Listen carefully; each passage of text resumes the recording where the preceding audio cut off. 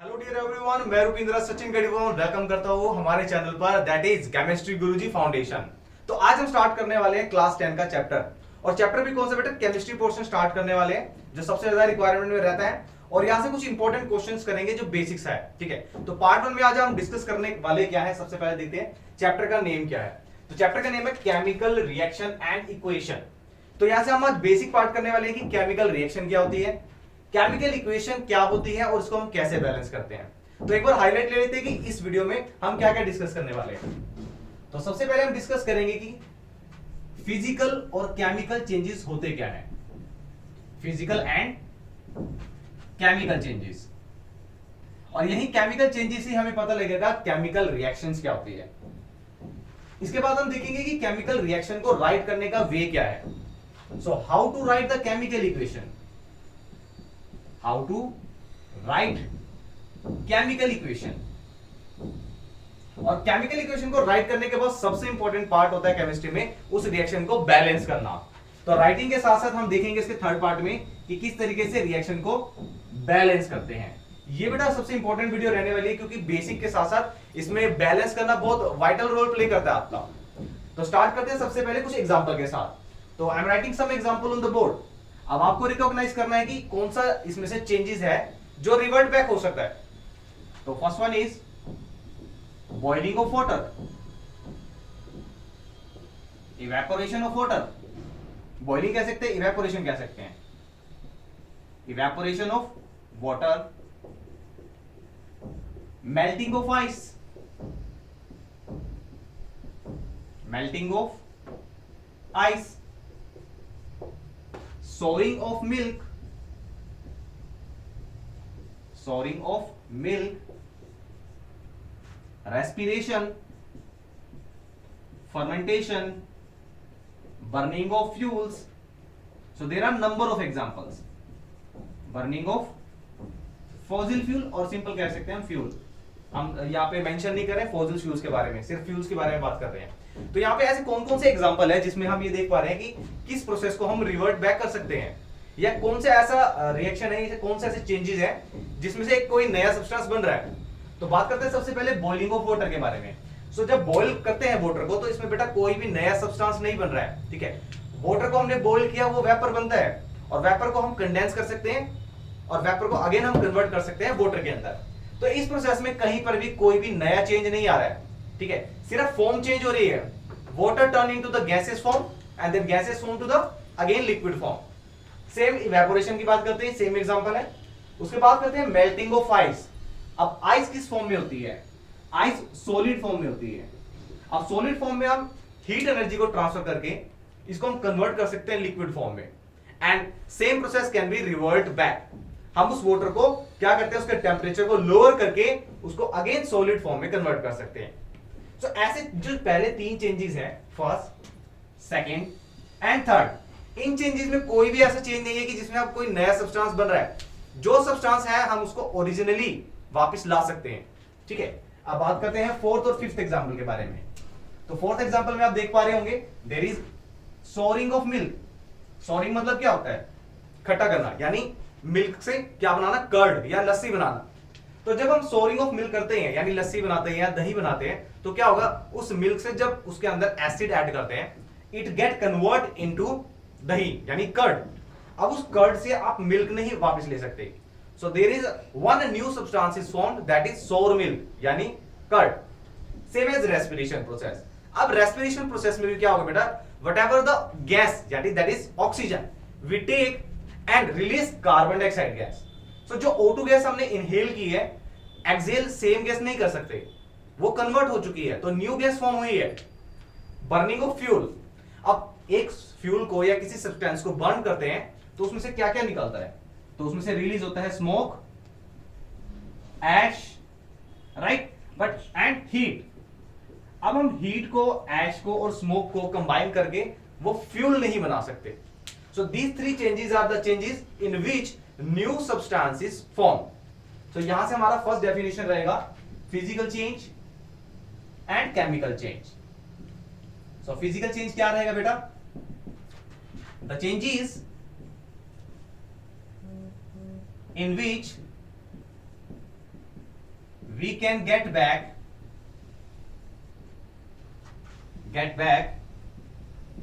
original substance,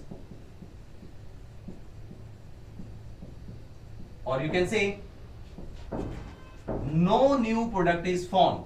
No new product is formed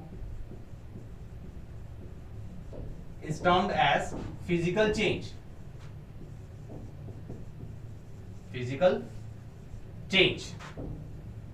And the reaction involved in it is called physical reaction. ठीक है, अब physical reaction भी नहीं कह सकते इसको. क्यों कह नहीं सकते? क्योंकि यहाँ पे सिर्फ स्टेट का चेंज हो रहा है और हम उस सब्सटेंस को दोबारा लेके आ रहे हैं वापस. ठीक है, अब रिएक्शन में क्या होगा एक्चुअली में? ठीक है, जैसे हम बात करते हैं हमारे third, fourth, fifth, sixth example के बारे में, तो यहाँ पे क्या हो रहा है? यहाँ पे एक चेंज हो रहा है. वो चेंज क्या हो रहा है? यहाँ पर न्यू सब्सटेंस की फॉर्मेशन हो रही है. तो यहां से डेफिनेशन चेंज हो जाएगी आपकी, that is chemical change. The change in which, statement same रहेगी तो यहां पे आ जाएगा द चेंज इन विच या the reaction in which new substance is form. New substance is या are form. Such changes are called chemical change, and the reaction involved in it, the reaction involved in it is called chemical reaction. Chemical reaction. चलो, ये तो था physical change के बारे में, chemical change के बारे में. अब यहां से एक नया टर्म आता है हमारे पास कि केमिकल रिएक्शन क्या होता है. तो आप उसको देख लेते हैं कि केमिकल रिएक्शन क्या होता है या केमिकल इक्वेशन क्या होता है.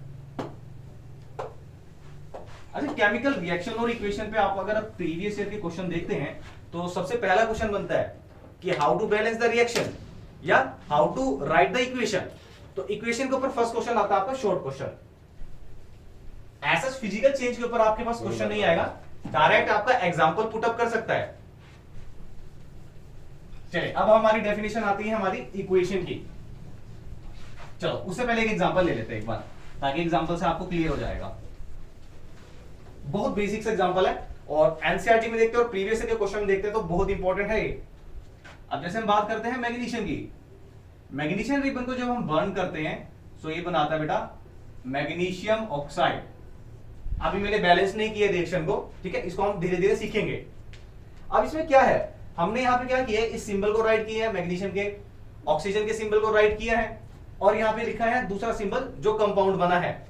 ठीक है, अब इसको राइट कैसे करेंगे, ये क्या केमिकल रिएक्शन है पहले तो ये देखना है. मैग्नीशियम बर्निंग के बाद मैग्नीशियम ऑक्साइड बना रहा है. अब इस मैग्नीशियम ऑक्साइड से we can not get back oxygen and as well as magnesium. So ये हमारी केमिकल रिएक्शन है. ठीक है, अब केमिकल रिएक्शन में केमिकल इक्वेशन क्या होता है, अब देखते हैं केमिकल इक्वेशन क्या होता है. केमिकल इक्वेशन, तो केमिकल इक्वेशन क्या होता है, द शॉर्ट मेथड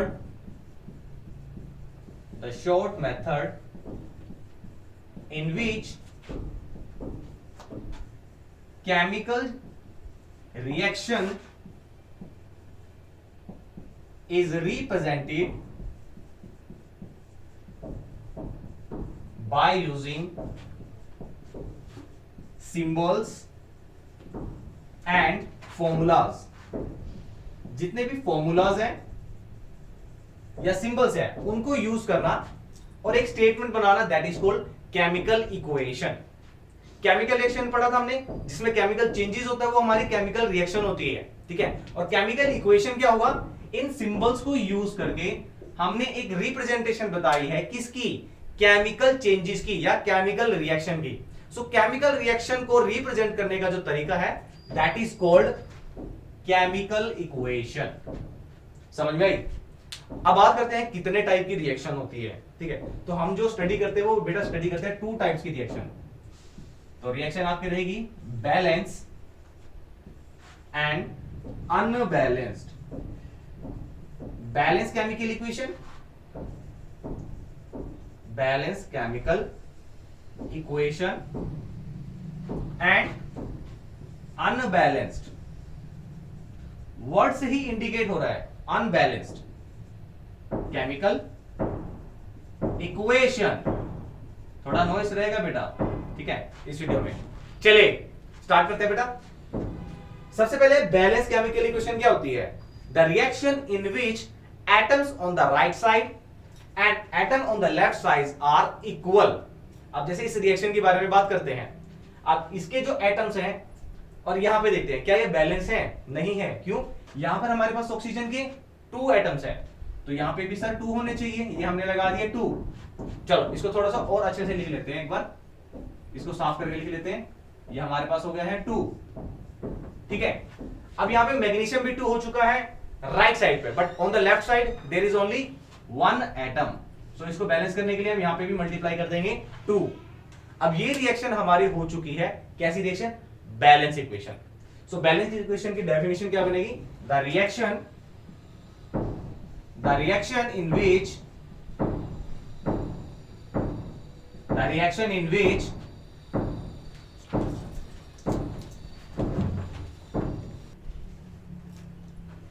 स्टार्ट करते बेटा। आगे था हमारा बैलेंस केमिकल इक्वेशन। तो मैंने जैसे आपको बताया बैलेंस का मतलब क्या है? हर चीज बैलेंस होनी चाहिए। अब ये एक केमिकल रिएक्शन है, तो इसमें दोनों साइड पे जितने भी एटम्स हैं वो इक्वल होने चाहिए। That reaction is called balance chemical equation, right? So balance chemical equation की डेफिनेशन क्या है? The reaction in which atoms on the both side of arrow are equal, that reaction is called balance chemical equation. अच्छा, unbalance की बात करें तो क्या होगा? Definition remain the same, but इसमें क्या होगा? अनबैलेंस केमिकल इक्वेशन में क्या होगा? Atoms, the reaction in which atoms on the both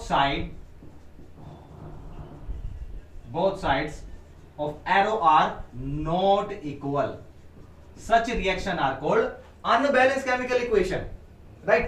अच्छा, अब ये केमिकल इक्वेशन है। अब इसमें मैंने आपको बताया था कि ये एरो है आपके पास, इसको मैं डार्क कर देता हूं थोड़ा सा, ये थोड़ा सा हो गया है डार्क। अब जितने भी ये एटम्स होंगे on the left side of this reaction, इन सभी को हम बोलेंगे it is term as reactant.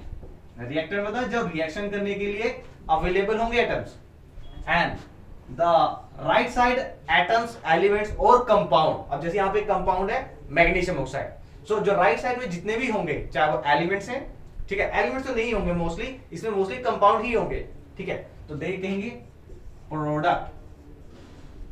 So element और प्रोडक्ट के ऊपर कभी भी रिएक्टेंट और प्रोडक्ट पर डेफिनेशन नहीं पूछेगा, बट आपको पता होना चाहिए कि जितने भी एटम्स या कंपाउंड्स लेफ्ट साइड पर रहेंगे एरो के, उनको हम रिएक्टेंट बोलेंगे, और राइट साइड पे जो रहेंगे उनको हम प्रोडक्ट बोलेंगे, ठीक है। चलिए आगे स्टार्ट करते हैं। केमिकल इक्वेशन के बाद है हमारे इंडिकेशन ऑफ केमिकल रिएक्शन। अच्छा, इंडिकेशन में हम स्टडी क्या करेंगे? इंडिकेशन में हम स्टडी करेंगे कि किस रिएक्शन को, मतलब कोई रिएक्शन अगर केमिकल रिएक्शन है तो उसमें क्या क्या चेंजेस होने की पॉसिबिलिटीज है, ठीक है। अब यहां पे हम 5 टाइप ऑफ चेंजेस स्टडी करेंगे। कौन कौन से होंगे सर? अभी देखते हैं 5 टाइप के चेंजेस कौन कौन से होंगे। इसके ऊपर क्वेश्चन आ जाता है, थोड़ा सा वाइड पार्ट रहेगा ये। चलिए, इंडिकेशंस ऑफ केमिकल इक्वेशन।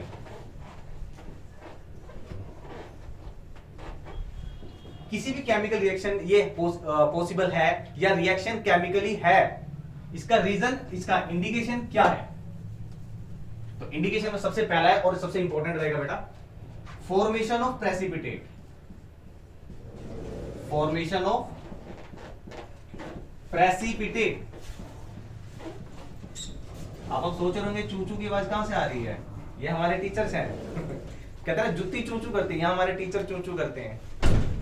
चलिए, फॉर्मेशन ऑफ प्रेसिपिटेट। अच्छा, प्रेसिपिटेट की जब हम बात करते हैं तो प्रेसिपिटेट का मतलब होता है इनसॉल्युबल सॉल्ट, ठीक है। तो देख लेते हैं कौन कौन सी रिएक्शन है। जो सबसे इंपॉर्टेंट पार्ट एनसीईआरटी का है, उसमें जो रिएक्शन है बेटा वो है पोटेशियम आयोडाइड। इसको सर पोटेशियम आयोडाइड ही क्यों बोला है? 9th क्लास आपने नहीं करी है, उसी में से आएगा, कोई बात नहीं, एक बार करा देंगे हम। पोटेशियम आयोडाइड, इसकी हम रिएक्शन करेंगे लेड नाइट्रेट के साथ।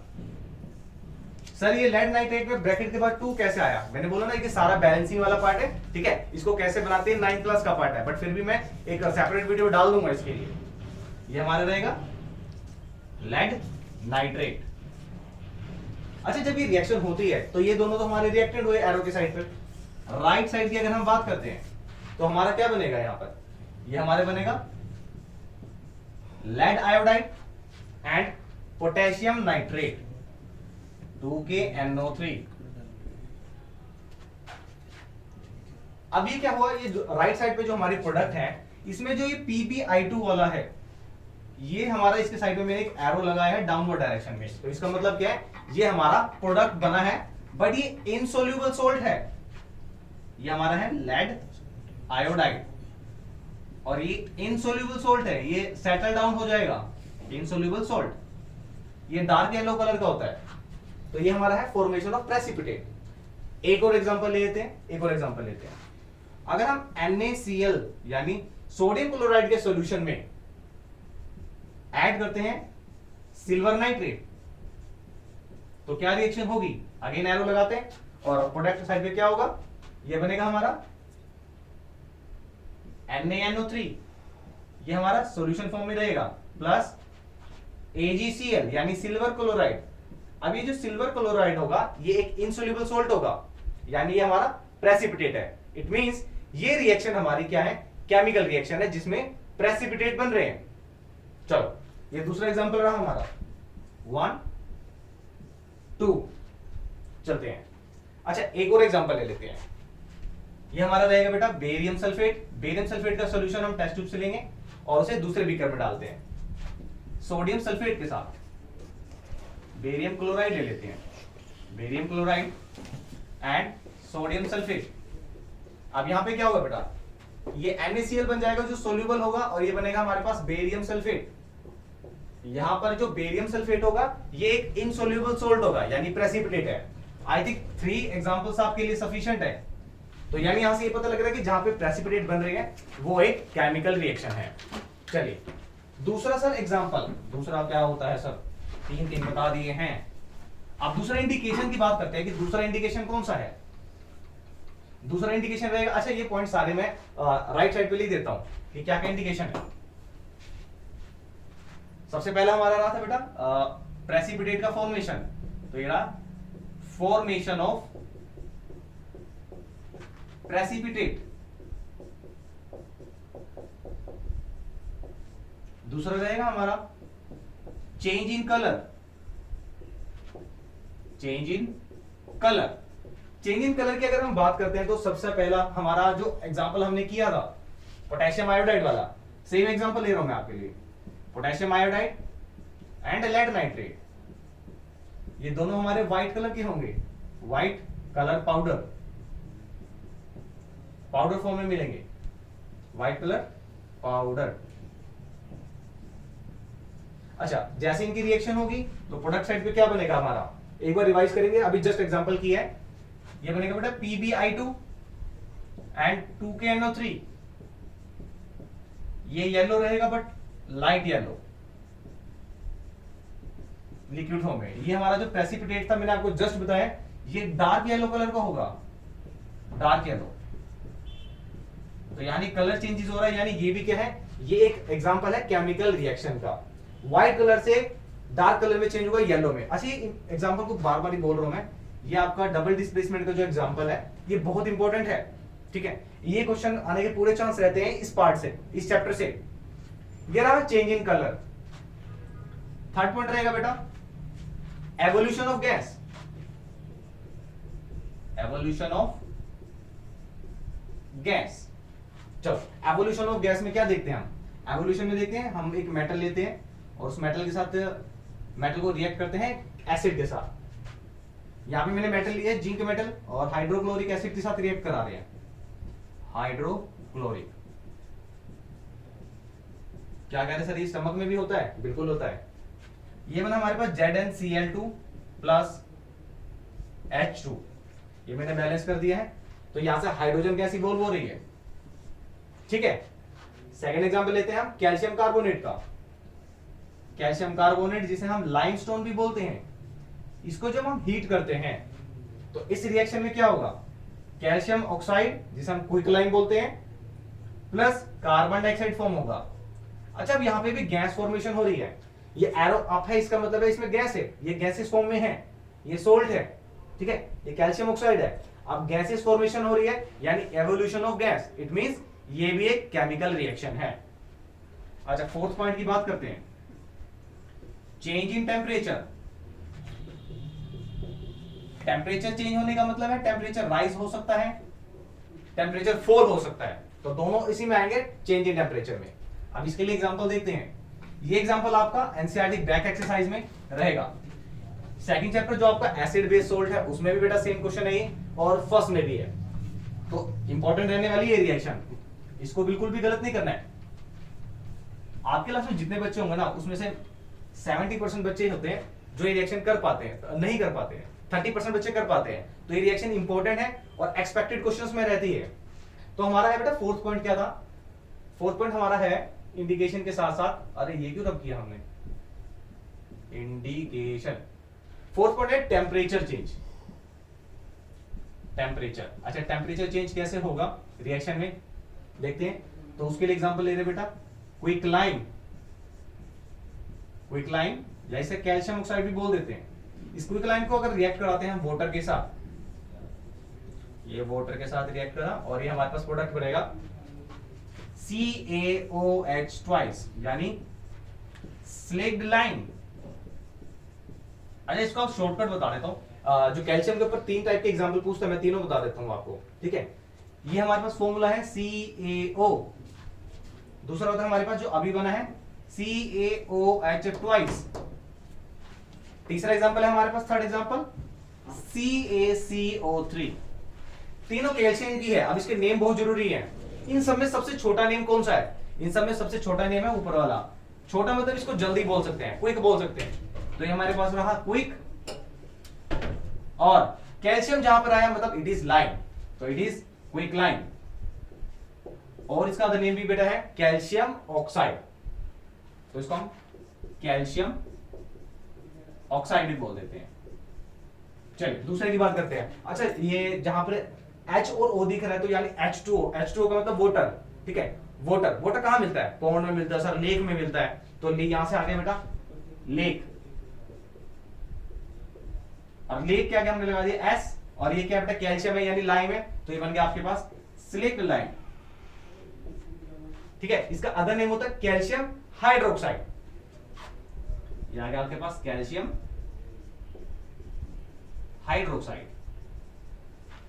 थर्ड वन, ये भी कैल्शियम है बेटा, ठीक है। अब ये जब कैल्शियम कार्बोनेट के साथ रिएक्ट करेगा तो ये क्या होगा बेटा, शाइनिंग हार्ड सरफेस बन जाएगा, हार्ड मतलब स्टोन जैसा, तो ये बन गया बेटा आपका कैल्शियम से लाइम स्टोन। अच्छा, लाइम स्टोन बोल दिया, और इसका अदर नेम क्या है, ये कैल्शियम है और ये कार्बोनेट है, तो ये हमारा बना कैल्शियम कार्बोनेट, कैल्शियम कार्बोनेट। इन चीजों को ध्यान रखना, छोटी छोटी सी चीजें जो रिपीट होगी आपकी, तो इनको पॉइंट्स में रखना, की पॉइंट्स में। चलो, अब ये जो रिएक्शन हो रही है, जब स्लेक लाइन बन रहा है तो यहां पर क्या होगा, यहां पे बेटे इस ओवरऑल रिएक्शन में टेम्परेचर राइज हो जाएगा, ये गर्म हो जाएगा, ठीक है। कैसे होगा सर, इसके मिक्सचर में जाते ही वाटर क्या होगा, टेम्परेचर राइज हो जाएगा, इसमें बबल्स आने स्टार्ट हो जाएंगे। अब ये यूज कहां होता है, ये इंपॉर्टेंट है। हमारा जो ये वाला प्रोडक्ट है, ये वाला प्रोडक्ट, ये हमारा यूज होता है बेटा किसके साथ, ये होता है वॉल्स पे व्हाइट वॉश करने के लिए, व्हाइट वॉश के लिए। और जब यही प्रोडक्ट यानी कैल्शियम हाइड्रोक्साइड एनवायरमेंट की कार्बन डाइऑक्साइड के साथ रिएक्ट करता है, तो कार्बन डाइऑक्साइड के साथ रिएक्ट करने के बाद ये थोड़ा हार्ड हो जाता है और शाइनिंग हो जाता है, और जिससे हमारे ऐसा लगता है कि वॉल्स बहुत ही शाइनिंग नेचर के, कहते हैं ना वॉल पुट्टी करा दी, ठीक है। Wall putty is the another thing, but जब व्हाइट वॉश करते हैं तो एक शाइनिंग आ जाता है। वो कैसे आता है कि जो ये वाला प्रोडक्ट है, इस प्रोडक्ट के साथ ये प्रोडक्ट क्या करता है, स्लेक लाइम क्या करता है, एनवायरमेंट में से जो CO2 होती है उसको एब्जॉर्ब करता है, और ये क्या बना लेता है, कैल्शियम कार्बोनेट। अच्छा, अब जरूरी अब समझ आया कि ये तीनों पार्ट मैंने आपको किस लिए बताए थे, ठीक है। चलिए, तो आज हमने डिस्कस किया है कि केमिकल रिएक्शन में कौन कौन सी इंडिकेशन होती है, प्रेसिपिटेशन की formation, change in colour, evolution of gas, change in temperature, तो ये इंडिकेशन है हमारी केमिकल रिएक्शन की। अच्छा, क्या और भी हो सकता है, और कोई एग्जांपल हो सकता है? भाई इतने सारे बता दिए हैं, अब क्या एग्जांपल रह गया? तो ये जब भी यहाँ पे ये सारे पॉइंट्स आ जाए, इसका मतलब वो रिएक्शन आपकी केमिकल रिएक्शन है। ठीक है, कहीं पे चेंज हो सकता है, कलर चेंज हो सकता है, या गैस इवॉल्व हो रही है, या न्यू प्रोडक्ट की वजह से टेम्परेचर चेंज हो गया, या फॉर्मेशन ऑफ प्रेसिपिटेट। तो ये सभी जहां पे भी आपको इंडिकेशन दिखे, इट मींस वो रिएक्शन हमारी कैसी है? वो रिएक्शन हमारी सर केमिकल इक्वेशन है। ठीक है, चलिए गुड, ये इंपॉर्टेंट है बेटा। और जितने भी एग्जांपल मैंने इसमें बताए आपको सारे के सारे इंपॉर्टेंट है। अब क्या करते हैं, अब हम डिस्कस करते हैं कि किसी भी केमिकल इक्वेशन को कैसे राइट करते हैं और उसको कैसे बैलेंस करेंगे। बैलेंसिंग जरूरी है। चलिए, तो इस पार्ट में हम करते हैं हाउ टू राइट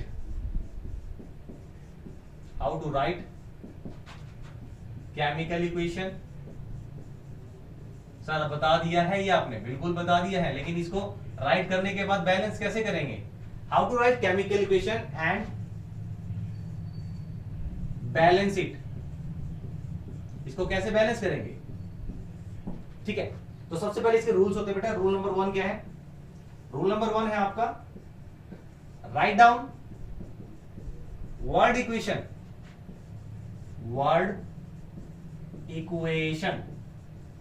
मैं बिल्कुल एग्जांपल बताऊंगा आपको सारे के सारे।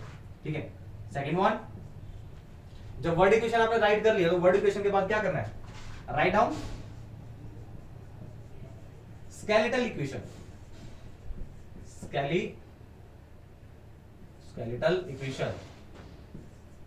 अब स्केलेटन इक्वेशन भी लिख लिया है, स्केलेटन कर लो या स्केलेटल कर लो भाई, equation.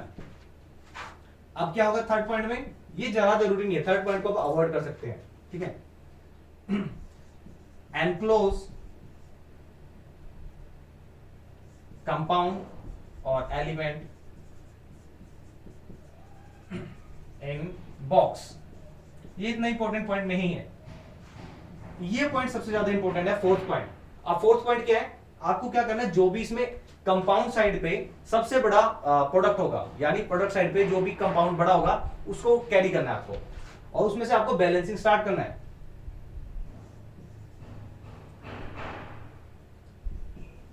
Balance atoms in, atom कह लीजिए, एलिमेंट्स की बात करते हैं यहां पे हम, एलिमेंट्स इन बिगर कंपाउंड। हमने बैलेंस करने हैं जो बिगर कंपाउंड है उसके एटम्स को, राइट साइड पे लेफ्ट साइड पे। देन बैलेंस करना है, बैलेंस अदर एटम्स और कंपाउंड। अब ये की पॉइंट आपको रखने हैं। अब हम एग्जांपल लेते हैं राइट साइड पे, मैं इसको रब करता हूं। ठीक है, इस पॉइंट का आप जरूर स्क्रीनशॉट ले लेना, ये इंपॉर्टेंट है बेटा। चलिए, ले लिया होगा आई थिंक, समझदार है सारे के सारे।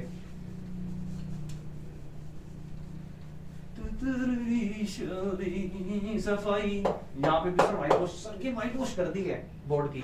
चलो, सबसे पहले था कि किसी भी क्वेश्चन को जब बैलेंस करना है तो सबसे पहले उसकी वर्ड इक्वेशन लिखनी चाहिए। अब मैं ले लेता हूं एक आयरन का रिएक्शन ले लेते हैं। ठीक है, आयरन की रिएक्शन ले लेते हैं, ये हो गया आयरन। अब आयरन को रिएक्शन करना है किसके साथ? ऑक्सीजन के साथ। तो ये रिएक्शन होगी हमारी ऑक्सीजन के साथ। ठीक है, ये चीजें ध्यान रखेंगे आप, आयरन की ऑक्सीजन के साथ रिएक्शन हो रही है। तो यहां पे हमारे पास प्रोडक्ट क्या बनेगा? तो आयरन की ऑक्सीजन के साथ जब रिएक्शन होगी तो बनेगा आयरन ऑक्साइड। ठीक है, दूसरा एग्जांपल लेते हैं। एक रिएक्शन एक तो जो सबसे ज्यादा इंपॉर्टेंट है आपकी एनसीईआरटी पार्ट से, आयरन की रिएक्टर है वाटर के साथ। दोनों को हम स्टार्ट करेंगे, एक मैं करूंगा एक आप करेंगे। आयरन रिएक्ट विद वाटर, ये बन गया बात आपके पास आयरन ऑक्साइड। ठीक है, अब ये वाला जो पार्ट है बेटा, ये जो है ये हमारी होती है वर्ड इक्वेशन, जिसमें हमने उनके वर्ड लिख लिया। आयरन को हम कैसे लिखते हैं, वाटर को। अब बात करते हैं इसकी स्केलेटल इक्वेशन। तो स्केलेटन में हम क्या करेंगे, इसके सिंबल्स को राइट करेंगे। आयरन के लिए हमारा सिंबल रहेगा Fe, वाटर के लिए हमारा सिंबल क्या रहेगा? वाटर के लिए हमारा रहेगा H2O। अब यहां से आयरन ऑक्साइड क्या बनेगा आपके पास? ये बनेगा आपके पास Fe3O4 प्लस H2। यहां से हाइड्रोजन गैस रिलीज हो रही है। अच्छा, यहां पे देखो एक नया प्रोडक्ट बन रहा है गैस रिलीज हो रही है तो डेफिनेटली केमिकल रिएक्शन तो होगी ही, ठीक है। अब इसको बैलेंस करना है, अब करना है इसको एनक्लोज कर लेना है। तो ये हमारा एक एलिमेंट हो गया, ये कंपाउंड हो गया, एक कंपाउंड ये हो गया और एक ये हो गया हमारा एलिमेंट, ठीक है। अब आपको क्या करना है, इसमें जो सबसे बिगर वन है, अब बिगर वन कौन सा है इसमें से, बिगर वन है हमारे पास ये आयरन ऑक्साइड, इसको बैलेंस करना है। अच्छा इसको बैलेंस कैसे करना है देखते हैं। अब यहाँ पे हमारे पास क्या है, अगर देख पा रहे होंगे आप, यहाँ पे आयरन हमारे पास 3 है राइट साइड में। तो यहाँ पे हम एक पॉइंट और राइट कर लेते हैं कि जब भी आप बैलेंस करने वाले हैं तो बैलेंस करने से पहले आपको क्या करना है, नंबर ऑफ एटम्स को राइट करना है, number of atoms on left hand side and right hand side. अब देखते हैं यहाँ पर आयरन की बात करते हैं, तो आयरन कितने यहाँ पर 1 है, राइट साइड पे 3 है, तो हम क्या करेंगे, इसको भी 3 से मल्टीप्लाई कर देंगे। तो आयरन हमारे 3 हो चुके हैं। अब इस आयरन ऑक्साइड में ऑक्सीजन कितने हैं आपके पास, 4 है, तो यहाँ पे 4 करना है ऑक्सीजन को लेफ्ट साइड में, तो ये हमारा आ गया बेटा 4। चलिए आयरन हमारा हो चुका बैलेंस, ऑक्सीजन हमारे पास 4 थे तो 4 आ चुके हैं। अब what we need to balance, अब यहाँ पे हमारे पास जो हाइड्रोजन है यहाँ H2 है, यानी 2 हाइड्रोजन है, और यहाँ पे 4 2 जा 8, तो 8 को कैसे बैलेंस करेंगे, हम यहाँ पे भी इसको मल्टीप्लाई कर देंगे, तो ये हमारा रिएक्शन बैलेंस हो गया। तो इस तरीके से आपको रिएक्शंस को बैलेंस करना है, ठीक है। एक एग्जांपल और ले लेते हैं, हम लेते हैं बेटा नाइट्रोजन, बहुत सिंपल है, एंड हाइड्रोजन, ये नाइट्रोजन हो गया और ये हाइड्रोजन हो गया, ठीक है।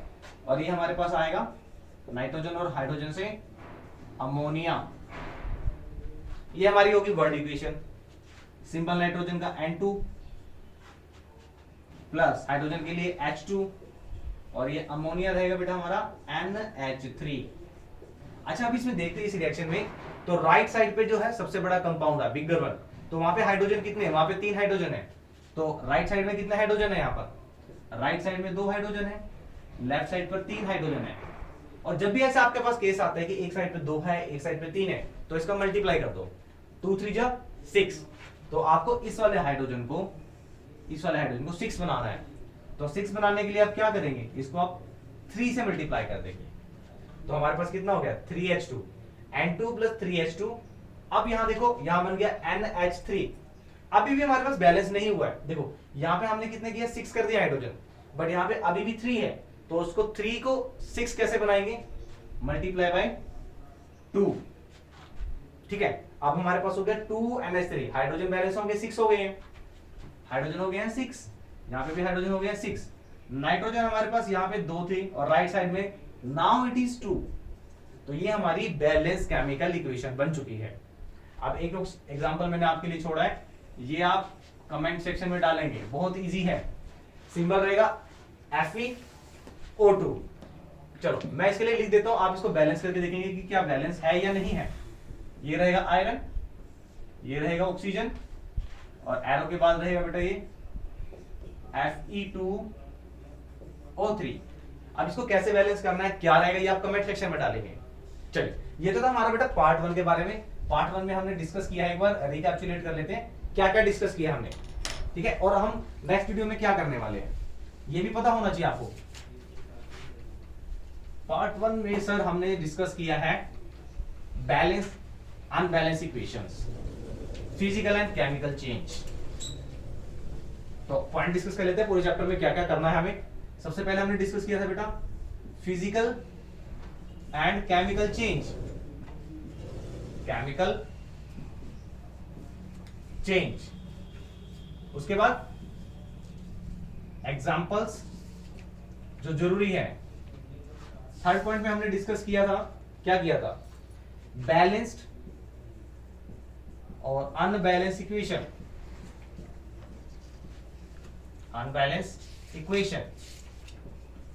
फोर्थ पार्ट में हमने डिस्कस करा था बेटा इंडिकेशन, जहां से क्वेश्चन आएगा आपका, indication for chemical equation, indication for chemical equation. Fifth part में हमने डिस्कस किया था how to balance chemical reaction, how to balance chemical equation. ये तो था बेटा ओवरऑल पार्ट 1 का जो हमने डिस्कस किया है, ठीक है।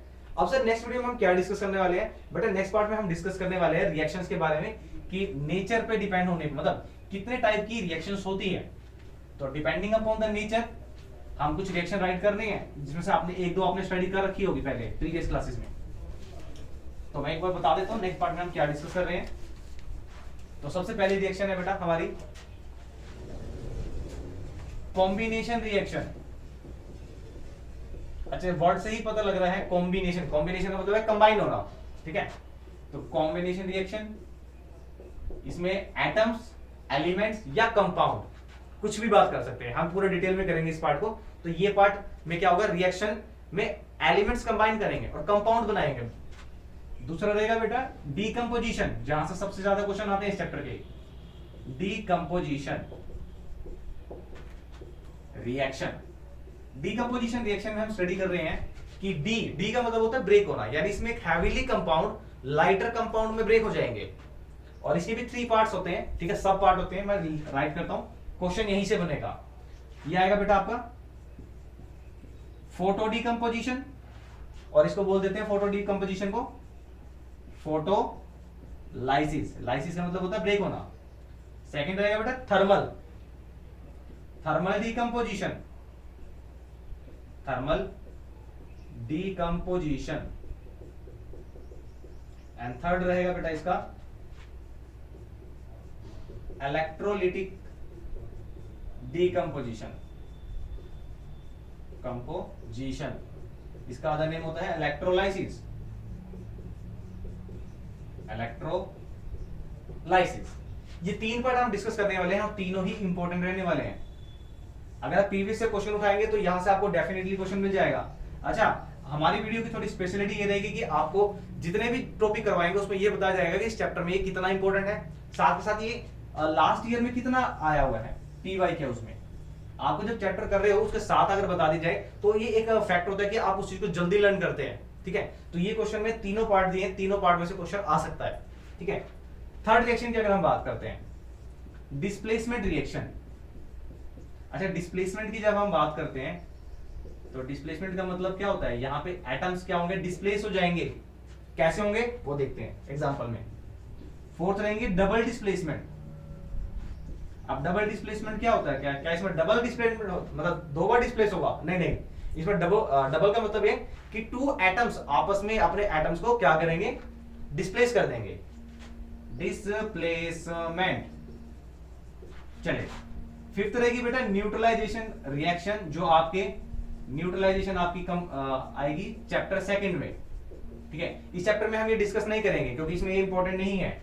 यहां से अब तक के जो 4 रिएक्शन है वो इंपॉर्टेंट है। कॉम्बिनेशन रिएक्शन, कॉम्बिनेशन में जो सबसे इंपॉर्टेंट एग्जांपल आज हमने किया है मैग्नीशियम वाला, वहां से क्वेश्चन बनता है आपका एनसीईआरटी का। डीकंपोजिशन मैंने आपको बताया है, डीकंपोजिशन में 3 पार्ट है, तीनों पे क्वेश्चन बनते हैं। सिंगल डिस्प्लेसमेंट रिएक्शन आपकी इंपॉर्टेंट है बट इतनी इंपॉर्टेंट नहीं है। डबल डिस्प्लेसमेंट रिएक्शन, और डबल डिस्प्लेसमेंट रिएक्शन के आज मैं 2 बार एग्जांपल बता चुका हूं आपको। कौन कौन से सर? भाई 2 बार बताए हैं, कौन से बताए हैं? Potassium iodide and lead nitrate के, ठीक है। ये एग्जांपल आपका आया हुआ है और हर बार आता है। कलर चेंज पे पूछ लेगा, प्रोडक्ट पूछ लेगा, या इनकम्प्लीट रिएक्शन दे देगा, बैलेंस द केमिकल इक्वेशन पूछ लेगा, तो किसी भी तरीके से पूछ लेता है। न्यूट्रलाइजेशन के बाद बेटा आ जाता है आपके पास प्रेसिपिटेशन रिएक्शन, और प्रेसिपिटेशन के आज मैंने आपको बहुत सारे एग्जांपल बताए हैं, तो आई थिंक वहां से कवर हो जाना चाहिए आपका एक पार्ट, प्रेसिपिटेशन रिएक्शन, ठीक है। और 7th रहेगा बेटा आपका reduction and oxidation reaction, reduction and oxidation reaction. अच्छा, रिडक्शन और ऑक्सीडेशन रिएक्शन कभी भी अलग अलग नहीं आएगी, यहां से एक कंबाइन करके टॉपिक आता है जिसको हम बोल देते हैं रिडक्शन ऑक्सीडेशन। कंबाइन करके क्या बनेगा, रिडक्शन का बेटा ले लिया RE रीड, और ऑक्सीडेशन का ले लिया ऑक्स, तो ये बन गया हमारे रेडॉक्स रिएक्शन। तो रेडॉक्स रिएक्शन का डायरेक्टली आपके क्वेश्चन आएगा, और वो ऐसी रिएक्शन है जिसके अंदर reduction as well as oxidation take place simultaneously in the same reaction. Such reaction are known as redox reaction, ठीक है। अच्छा, इसके अलावा ये हमारे इंपॉर्टेंट पार्ट रहेंगे जिसमें स्टार लगा है, ये तो हमने करनी ही है ये पार्ट। प्रेसिपिटेशन आपका इतना इंपॉर्टेंट नहीं है, बट मैं आपको एग्जांपल दे दिए 3, उसी पार्ट में से ही क्वेश्चन बन सकता है। जितने एग्जांपल मैंने आपको बता दिए, एनसीईआरटी एग्जांपल उठा लो, एनसीईआरटी बुक उठा लो, क्वेश्चन आपके यहीं से मिल जाएंगे तीनों में से। अच्छा, रिडक्शन ऑक्सीडेशन पे आपके क्वेश्चन आता है। रेडॉक्स रिएक्शन क्या था, पहले तो अगर प्रीवियस ईयर की बात करते हैं 2014, 15, 16 में डायरेक्ट 3 मार्क्स का क्वेश्चन आता है कि रेडॉक्स रिएक्शन क्या होती है, एग्जांपल दीजिए। And which compound is underwent through the reduction या व्हिच अंडरवेंट ऑक्सीडेशन, तो ये क्वेश्चन पहले बनते थे, ठीक है। इसके अलावा एक और रिएक्शन है जो इंपॉर्टेंट है, वो इसका सब पार्ट रहेगा, वो रहेगा बेटा exothermic and endothermic reaction. Endothermic and exothermic reaction. जिस रिएक्शन में एक्सो से याद रखना कि एक्सो का मतलब होता है एग्जिट होना, हीट निकलना, थर्मिक मतलब हीट, तो जिसमें हीट रिलीज होगी वो हमारी एक्सोथर्मिक रहेगी। एंडोथर्मिक, एंडो का मतलब ऑलरेडी एंड हो चुकी है, मतलब और रिक्वायरमेंट है हीट की, तो जिसमें रिक्वायरमेंट हीट की है वो हमारी एंडोथर्मिक रिएक्शन है। तो हम नेक्स्ट पार्ट में डिस्कस करने वाले हैं ये 8 रिएक्शन, और इस 8 रिएक्शन को करने के लिए हमारे चैनल को लाइक और सब्सक्राइब करते रहिए। और पीडीएफ अगर चाहिए आपको ब्यूटीफुल कलर नोट्स की, तो टेलीग्राम चैनल को ज्वाइन कर सकते हैं, जो रहेगा बेटा सीजी फाउंडेशन के नाम से, जहां पे आपको मैथमेटिक्स के और साइंस के ब्यूटीफुल नोट्स मिल जाएंगे, ठीक है। तो बेटा मिलते हैं नेक्स्ट वीडियो में, टेक केयर।